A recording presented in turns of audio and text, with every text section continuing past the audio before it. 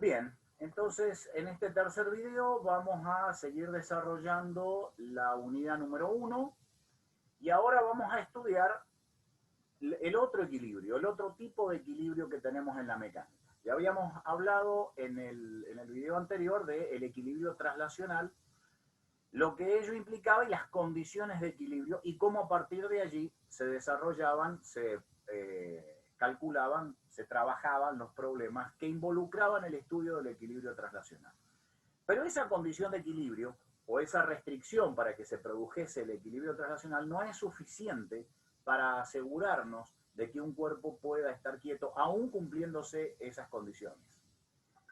Vamos a comenzar a estudiar un aspecto, vamos a ampliar, digamos, el panorama para llegar a condiciones de equilibrio absolutamente generales. Entonces, con esa idea es que vamos a establecer o vamos a partir de algo que se supone que ustedes ya lo saben, vectores. Ustedes saben que los vectores son elementos, entes matemáticos que constan de determinadas características como son módulo, dirección y sentido, y que se concibe que la línea sobre la cual el vector se puede dibujar, para decirlo de una manera un poco práctica y no demasiado, digamos, rigurosa, es la línea o la recta a lo largo del cual el vector está actuando. A eso se le llama línea de acción, recta soporte, recta sostén. La podemos encontrar con distintos nombres en la literatura. El libro le denomina recta de acción, línea de acción. La línea de acción de una fuerza es una línea imaginaria, obviamente, que se extiende indefinidamente, es una recta, desde menos infinito hasta más infinito, a lo largo del cuerpo o del eje del vector, y que como línea puede tener dos direcciones, ¿sí? En realidad es el vector la que de alguna manera orienta esta línea porque da una dirección, un sentido en la cual se puede recorrer esta línea de acción de la fuerza. Bien, perfecto. Este concepto va a ser importante por lo que vamos a ver enseguida. ¿Cuál es la cuestión? El problema es que ahora tenemos que describir el efecto que produce la aplicación de una fuerza sobre un determinado cuerpo. Ya habíamos hablado que la fuerza representa la interacción del cuerpo con su entorno. Habíamos estudiado las características de equilibrio traslacional, etcétera, etcétera, etcétera, presentada la segunda ley de Newton. Pero ahora el problema es el siguiente, descubrimos lo siguiente. Descubrimos que una fuerza, cuando actúa sobre un cuerpo, lo puede hacer de una manera incluso distinta a la que veníamos describiendo hasta aquí. ¿Por qué razón? De la segunda ley de Newton, o de la lectura de la segunda ley de Newton que hicimos, si la sumatoria de fuerzas es igual a cero, el cuerpo no va a tener aceleración, es decir, no va a poder cambiar su estado de movimiento, y entre esa imposibilidad de cambiar su estado de movimiento, a nosotros nos preocupaba fundamentalmente el estado de equilibrio. Pero ahora descubrimos de que ante un análisis que se puede hacer, que o es posible tener la sumatoria de fuerzas igual a cero aplicadas, actuando sobre un cuerpo, y que este cuerpo todavía tenga la posibilidad de moverse. Evidentemente no va a ser como traslación, pero se va a poder mover. Entonces, veamos lo siguiente. Ya vamos a llegar, digamos, a esa condición de equilibrio, pero veamos lo siguiente. Supongamos que tenemos una rueda, un sistema como este, ¿sí? Una rueda con dos ejes, y que puede girar libremente alrededor de un eje de rotación que pasa por el punto A.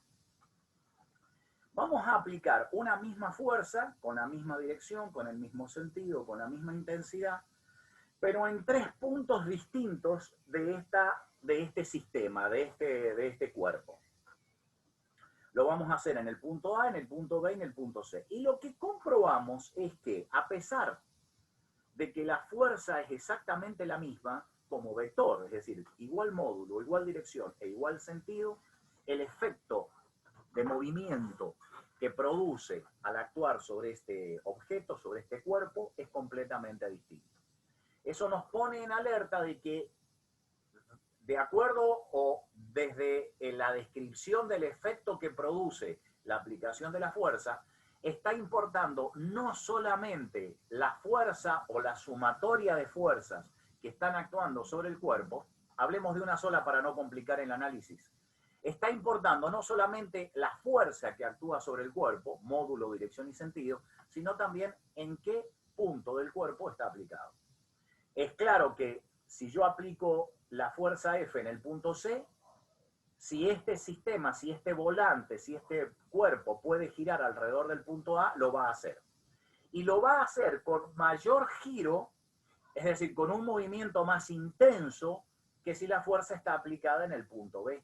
La misma fuerza, mismo módulo, misma dirección, mismo sentido. Y evidentemente, si lo aplico en el punto A, este cuerpo no se va a mover, a pesar de que la fuerza aplicada sobre el cuerpo no es igual a cero. Este nuevo efecto se llama rotación y es el giro de un cuerpo respecto de un eje de giro que se produce cuando está la acción de una fuerza aplicada sobre él. Bien, acá tenemos algunos ejemplos, por ejemplo, de una llave, ¿sí? Y bueno, y hay infinidad de ejemplos que uno puede imaginar y que son de, en fin, de ejemplos cotidianos, lo vemos aplicado en infinidad de situaciones en la vida diaria.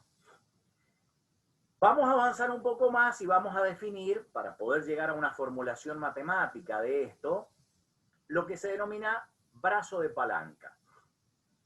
Tomemos el ejemplo que da el libro de una llave que estamos utilizando para ajustar una tuerca.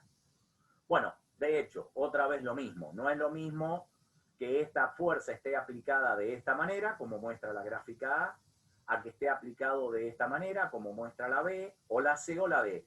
En todas ellas, la situación, el efecto que produce la acción de la misma fuerza cambia.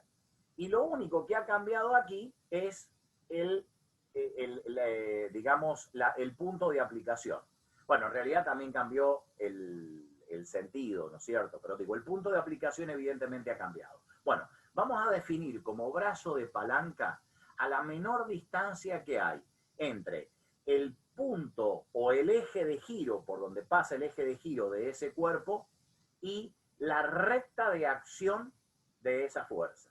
Entonces acá tenemos que el brazo de palanca, que lo vamos a simbolizar con la letra R, en el caso de la figura A es la distancia que hay desde este punto, el O, que es por donde pasa el eje de giro de ese cuerpo, en este caso sería de la tuerca y también de la llave, a la fuerza F.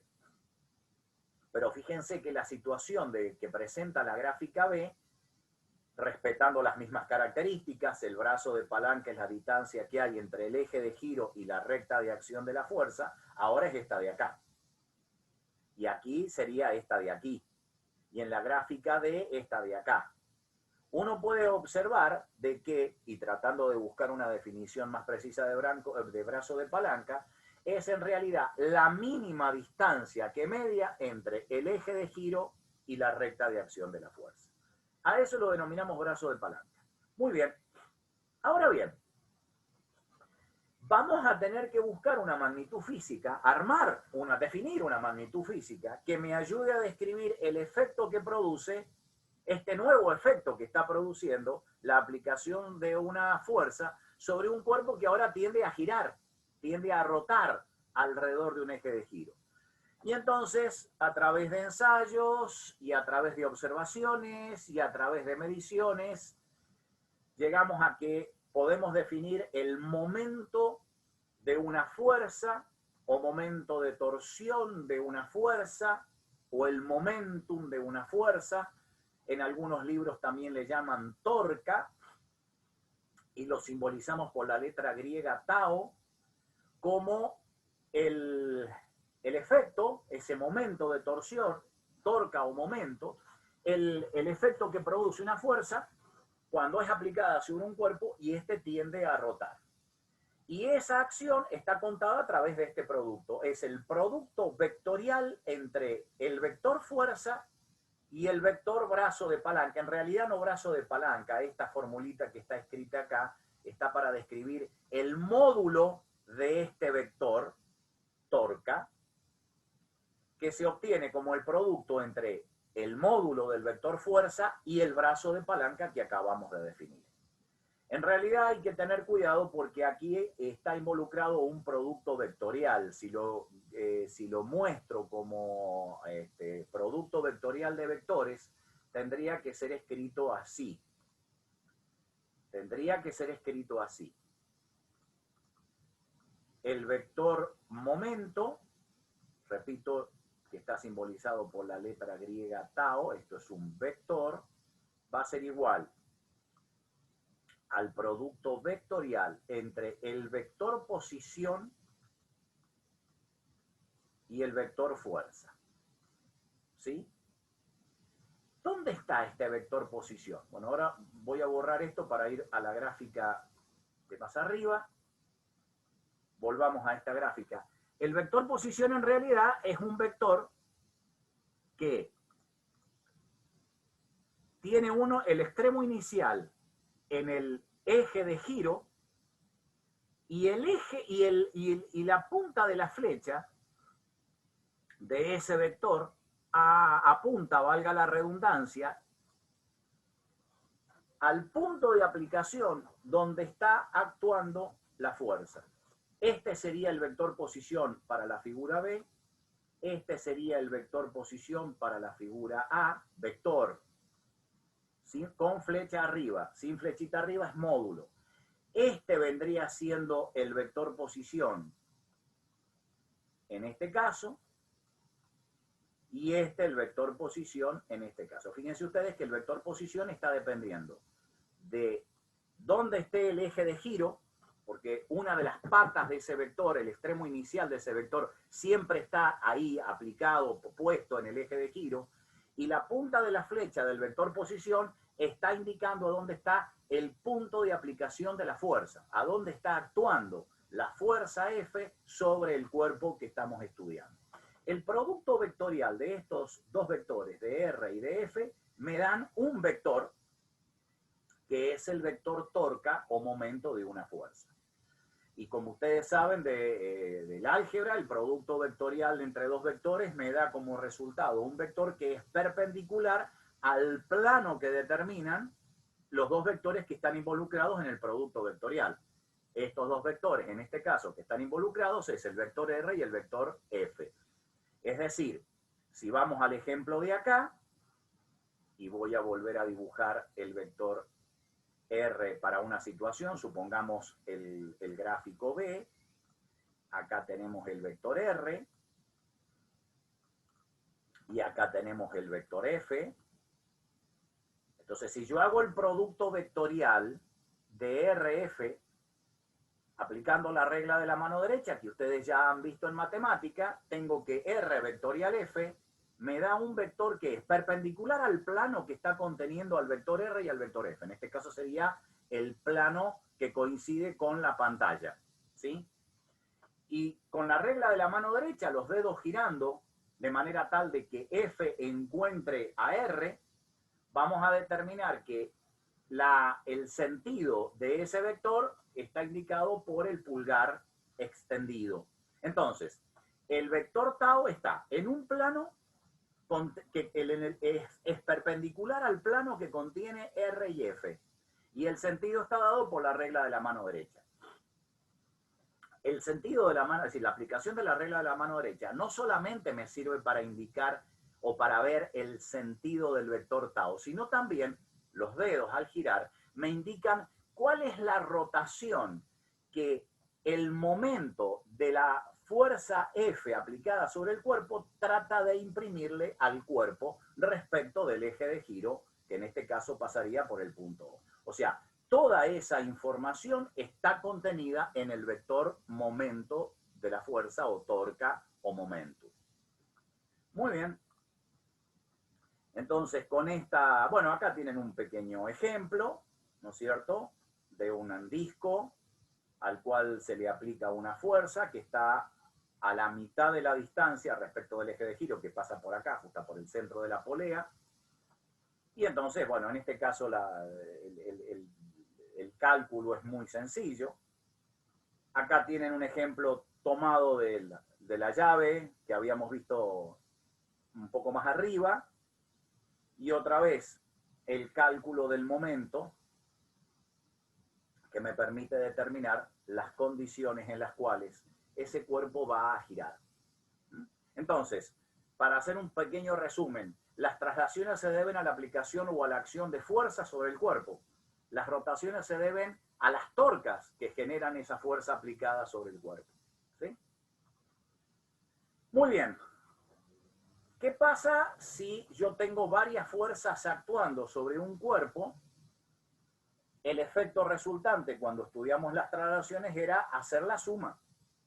Las distintas interacciones son tenidas en cuenta desde el punto de vista cuantitativo, desde el punto de vista del cálculo, sumando todos los vectores fuerza. Bueno, si queremos analizar el giro resultante que está produciendo sobre un cuerpo la acción de varias fuerzas actuando sobre él, debido a las interacciones con su entorno, lo que tenemos que calcular son no las fuerzas, no hacer la sumatoria de fuerzas, hacer la sumatoria de los vectores torca, de los vectores momento, porque es la sumatoria, la resultante de los momentos de la fuerza, la que va a imprimir un giro total resultante efectivo sobre ese cuerpo. Es decir, el cuerpo se va a mover como consecuencia de la acción combinada de todos los momentos de las fuerzas actuantes sobre ese cuerpo, respecto siempre del eje de giro del cuerpo, ¿no? Entonces, si la torca desde el punto de vista matemático es un vector, lo que tenemos que hacer es encontrar la resultante de esos vectores, que es la sumatoria de todas las torcas actuando sobre el cuerpo. Acá tendremos una torca o un momento resultante. Estrategia para resolver esos problemas. Supongamos un sistema como este, ¿sí? Una pieza que está sometida a la acción de dos fuerzas, como se ve aquí, y que puede pivotar libremente alrededor de este punto A. Entonces la pregunta es, bueno, hay que hacer el estudio, digamos, de la rotación de este cuerpo. En este caso el problema inicialmente pide solamente estudiar la torca resultante. Entonces lo que tenemos que hacer es, a través de la lectura atenta, cuidadosa del enunciado, hacer un esquema y del esquema pasar al diagrama de cuerpo libre. En realidad el diagrama de cuerpo libre acá es un poco distinto. Lo que estamos dibujando son las fuerzas respecto de donde está pasando el eje de giro. Pero digamos, si queremos seguir con la idea del sistema de referencia, podríamos haber dibujado un sistema de referencia como este que estoy marcando acá.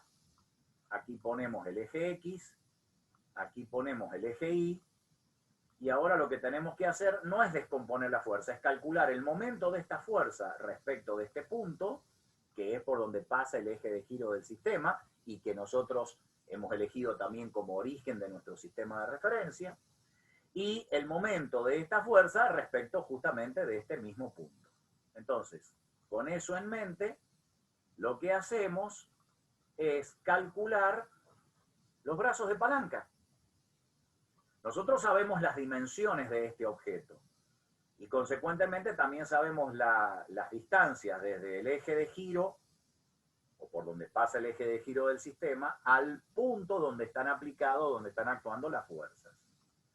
Con esa información podemos calcular los brazos de palanca. Con los brazos de palanca podemos calcular, acá tenemos los brazos de palanca, fíjense, esto es R, estos son 12.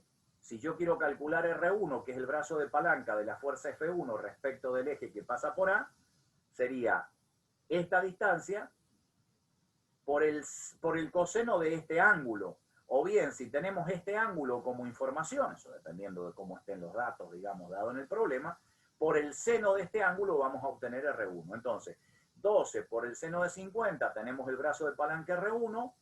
Acá tenemos, este es R2.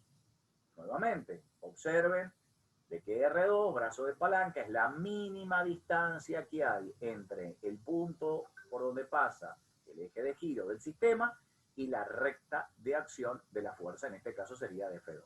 Esta distancia es 10 por el seno de 70, seno de 70. Brazo de palanca R1, 9,19 centímetros, brazo de palanca R2, 9,40. Con los brazos de palanca y los módulos de las fuerzas calculamos la torca resultante. Hay que tener cuidado acá, porque como estamos trabajando con módulos, no surge naturalmente, es decir, no surge por aplicación de la fórmula el signo. ¿Qué signo le vamos a asignar a la torca? Bueno, por una cuestión de convención, toda vez que la fuerza aplicada sobre el cuerpo, es decir, toda vez que la torca tienda a hacer girar el cuerpo en sentido antihorario, va a tener signo positivo. Y si gira en sentido horario, o tiende a girar en sentido horario, sentido negativo. Fíjense ustedes que la fuerza F1, aplicada en este punto respecto del eje que pasa por A, tiende a hacer girar el cuerpo en sentido horario. Esa torca tiene que ser negativa. Fíjense ustedes acá que la torca tau sub 1 es negativa. Este signo lo hemos agregado nosotros debido al sentido de giro indicado. F2 tiende a hacer girar al cuerpo en sentido antihorario. Luego, la torca producida por F2 va a ser positiva. Ese signo lo hemos colocado nosotros para hacer la sumatoria. Torca resultante, la suma, en este caso numérica, porque no estamos sumando vectores. Podríamos haber hecho la suma vectorial, ahora estamos haciendo solamente la suma de sus módulos, cosa que es absolutamente coherente porque fíjense ustedes que el vector tau sub 1 y el vector tau sub 2 son los dos colineales, están en la misma línea, son los dos perpendiculares a este plano, el plano que contiene R1, F1, R2, F2, o sea, los vectores torca van a estar perpendicular al plano de la pantalla, por eso es que directamente hacemos la suma algebraica, no la suma vectorial. Bueno, ahora estamos en condiciones, recién ahora, de plantear una condición de equilibrio absoluta. Ya que hemos visto los dos efectos que produce la acción de una fuerza sobre un cuerpo, caemos en la cuenta de que para que poder exigirle a un cuerpo que no se mueva, es decir, que esté en equilibrio, tenemos que prohibirle que se traslade, pero también tenemos que prohibirle que rote. Porque ya hemos visto antes que aún prohibiéndole que se traslade podría rotar. Entonces tenemos que evitar los dos tipos de movimientos. ¿Cómo lo evitamos? Matemáticamente lo escribimos de esta manera.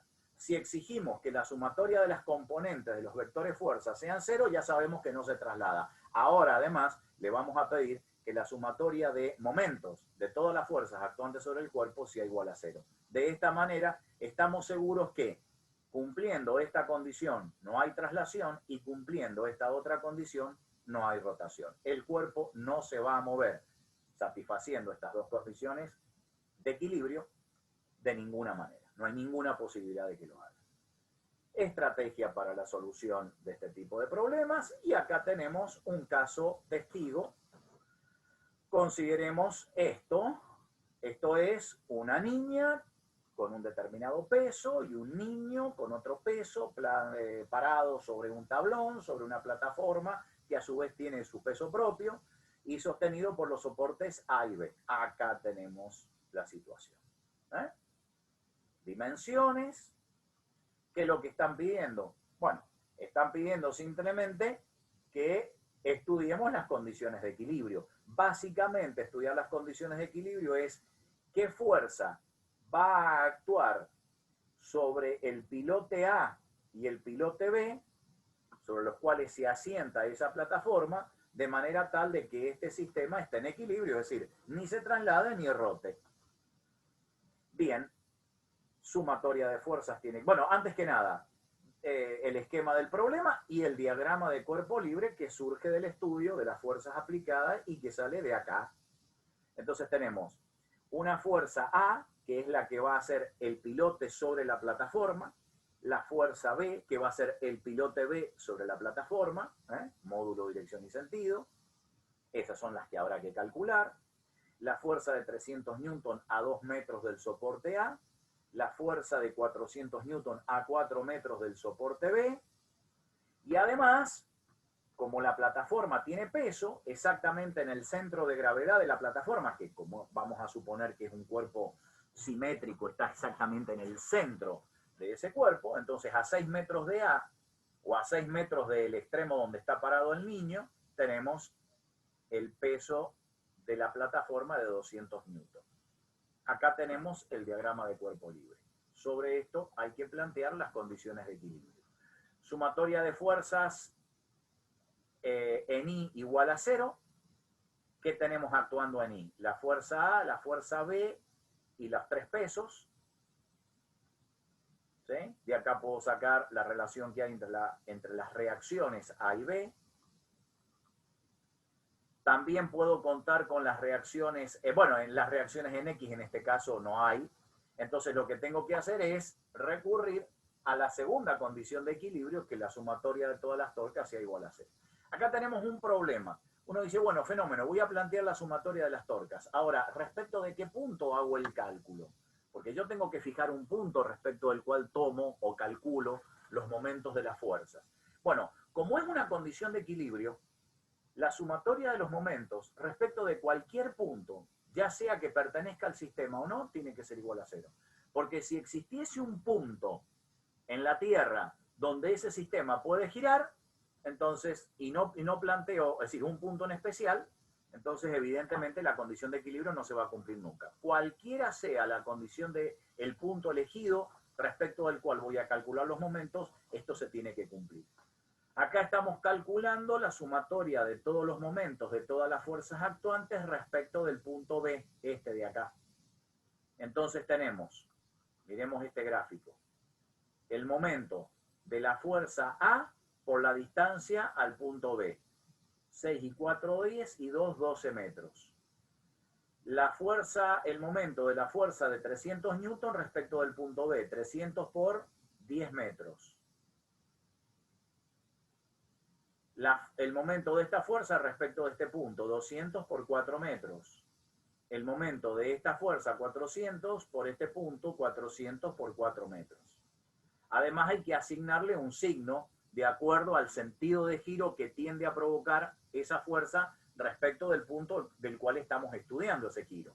Fíjense ustedes que la fuerza A respecto de este punto tendería a hacer mover al sistema de esta manera, en sentido horario, negativo. La fuerza de 300 newton respecto del punto B tiende a girar a este cuerpo en sentido antihorario, positivo. Lo mismo pasa con la de 200 y la de 400.